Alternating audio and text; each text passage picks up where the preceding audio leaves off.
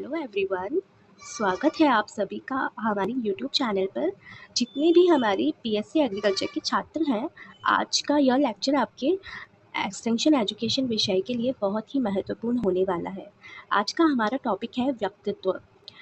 हम इसमें देखेंगे व्यक्तित्व की परिभाषा, प्रकृति और इसके सिद्धांत। एक कृषि अधिकारी के रूप में जब आप अपने गांव में किसानों के बीच जाते हैं, तो आपकी पर्सनालिटी ही यह तय करती है कि किसान आपकी बात सुनेंगे या नहीं। तो व्यक्तित्व का अर्थ और परिभाषा हम देख लेते हैं। तो तो दोस्तों, हम आम बोलचाल में लोग सोचते हैं कि अच्छे कपड़े पहनना या अच्छा दिखना ही पर्सनालिटी है या व्यक्तित्व है, लेकिन मनोवैज्ञानिक दृष्टिकोण से व्यक्तित्व आपके शारीरिक, मानसिक, भावनात्मक और स्वभावगत बनावट का निर्माण करती है। शारीरिक, मानसिक, भावनात्मक और स्वभावगत बनावट का निर्माण करती हैं। तो तो जो व्यक्तित्व है वो आपके शारीरिक, मानसिक, भावनात्मक और व्यवहार का कुल योग है। अब पर्सनालिटी शब्द की उत्पत्ति किससे हुई है? तो आप अब यहाँ से एग्जाम का पहला सबसे बड़ा सवाल बनता है कि पर्सनालिटी शब्द जो है उसकी उत्पत्ति कैसे हुई है। तो ध्यान से देखिए, यह शब्द लेटिन भाषा का परसोना से खोजी जा सकती है। परसोना शब्द से ये बना है, जिसका अर्थ होता है के माध्यम से बोलना। इस शब्द का प्रयोग जो है वो अभिनेता और नाटककार या कलाकार लोग इसे शब्द का प्रयोग करते थे। और परसोना का मतलब एक मुखौटा भी होता है। इसका परसोना यानी मुखौटा भी हम उसको कह सकते हैं कि वे समाज में अपनी भूमिका निभाने के लिए मुखौटा पहनते थे।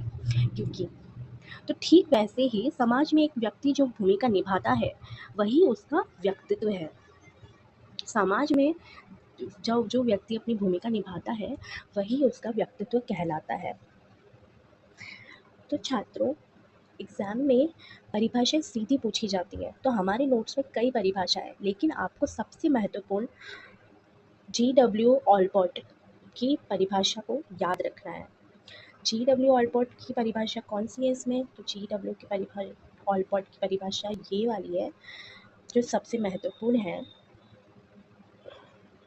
तो ऑलपॉट जी ने क्या कहा था? व्यक्तित्व व्यक्ति के भीतर उन मनोशारीरिक प्रणालियों का गतिशील संगठन है जो पर्यावरण के साथ उसका अनूठा समायोजन निर्धारित करते हैं। इसका सरल सा मतलब यह हुआ कि आपका मन और आपका शरीर मिलकर बदलते हुए माहौल, जैसे कॉलेज या गांव का माहौल या घर का माहौल या शहर का माहौल, बदलते हुए माहौल में खुद को कैसे ढालता है एक व्यक्ति, वही आपकी पर्सनालिटी है।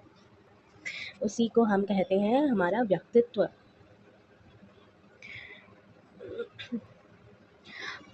तो आइए अब बात करते हैं व्यक्तित्व की प्रकृति के बारे में। तो व्यक्तित्व की प्रकृति क्या होती है? सबसे पहला है व्यक्तित्व वह है जो कोई व्यक्ति है। दूसरा है व्यक्तित्व में एक व्यक्ति के बारे में सब कुछ शामिल होता है। तीसरा है व्यक्तित्व में आंतरिक और बाहरी दोनों तत्व होते हैं। चौथा, प्रत्येक व्यक्ति का व्यक्तित्व अद्वितीय होता है। अद्वितीय यानी अनोखा, यूनिक, सबसे हटके, एक जैसा जो नहीं हो सकता। व्यक्तित्व गतिशील है और स्थिर नहीं है। व्यक्तित्व समय के साथ और अनुभव के साथ बदलता रहता है, वह स्थिर नहीं रहता है। व्यक्तित्व एक एकीकृत संपूर्ण के रूप में कार्य करता है। व्यक्तित्व आनुवांशिकता और पर्यावरण दोनों का उत्पाद है। व्यक्तित्व लगातार पर्यावरण के साथ तालमेल बिठा रहा है। व्यक्तित्व हमेशा कुछ उद्देश्यों के लिए प्रयास करता रहता है। व्यक्तित्व आत्मचेतना है। हम जानवरों से व्यक्तित्व का गुण नहीं मानते हैं। व्यक्तित्व स्कूली माहौल से प्रभावित होता है। व्यक्तित्व सामाजिक है। व्यक्तित्व उससे कहीं अधिक है जो हम सतह पर देखते हैं। व्यक्तित्व का मूल्यांकन और विकास किया जा सकता है। तो व्यक्तित्व की प्रकृति ज़्यादा कुछ नहीं है। मेन जो है वो यही है कि जो प्रत्येक व्यक्ति का व्यक्तित्व होता है, यानी दुनिया में आप जैसा कोई दूसरा नहीं है। आप अनोखे हो, आपका व्यक्तित्व अनोखा है।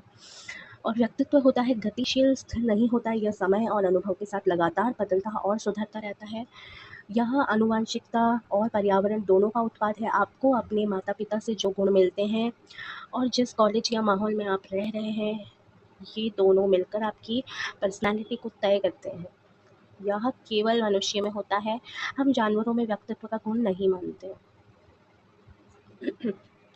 अब आ जाते हैं हम व्यक्तित्व के सिद्धांत। तो कार्ल यूंग का प्रकार सिद्धांत, व्यक्तित्व के सिद्धांत दिए गए हैं। इसमें सबसे पहला और लोकप्रिय है प्रकार सिद्धांत। सबसे लोकप्रिय है, हम पहले बात करेंगे प्रकार सिद्धांत की। तो प्रकार सिद्धांत क्या होता है? प्रकार सिद्धांत की बात है, जैसा कि नाम से ही स्पष्ट है, प्रकार सिद्धांत व्यक्तित्व के प्रकारों को स्पष्ट रूप से पहचान योग्य प्रकारों या श्रेणियों में रखते हैं। एक तरीका यह है कि व्यक्तित्व को शारीरिक बनावट के आधार पर वर्गीकृत किया जा सकता है। तो क्रेशमर और शेल्डन को इस वर्गीकरण का श्रेय दिया जाता है। प्रकार सिद्धांत के अनुसार चेहरे या शरीर की विशेषताओं और व्यक्तित्व के बीच संबंध स्थापित किया जा सकता है। हालांकि केवल शरीर के आधार पर व्यक्तित्व का वर्गीकरण बहुत व्यक्तिपरक है और लोकप्रिय होने के बावजूद इसमें बहुत सार महत्व नहीं है, इसमें महत्व नहीं है। व्यक्तित्व का दूसरा आधार मनोवैज्ञानिक कारक है। तो कार्ल यूंग ने इंसानों को दो मुख्य भागों में बांटा है, एक है अंतर्मुखी और दूसरे है बहिर्मुखी।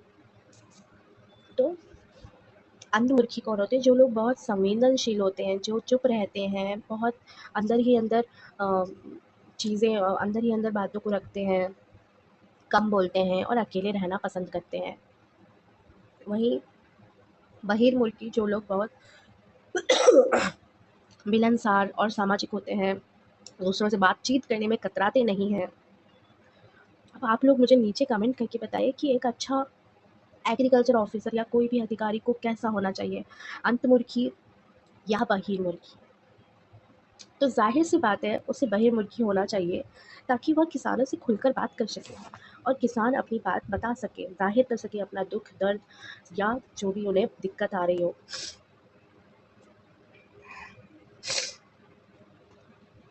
तो, तो प्यारे दोस्तों, आज के लेक्चर में हमने व्यक्तित्व का बेसिक और कार्यों का सिद्धांत समझा। हमारी सोच में आगे बहुत ही महत्वपूर्ण टॉपिक्स जैसे ओसीईएन मॉडल, ओशन मॉडल जिसे हम कहते हैं big five theory, Sigmund Freud की theory, id, ego, superego भी दी गई है, जिसे हम अगले वीडियो में कवर करेंगे। तो तो दोस्तों, अगर आपको बीएससी एग्रीकल्चर की ये हिंदी नोट्स और पढ़ाने का तरीका अच्छा लगा हो, तो एग्री अड्डा 360 चैनल को अभी सब्सक्राइब कर लीजिए और इस वीडियो को अपने कॉलेज के व्हाट्सएप ग्रुप में दोस्तों के साथ शेयर जरूर कीजिए। मिलते हैं अगले लेक्चर में, तब तक के लिए जय हिंद, जय किसान। और अगर वीडियो अच्छी लगी हो तो प्लीज़ लाइक, कमेंट और सब्सक्राइब कर दीजिएगा इस चैनल को। Thank you.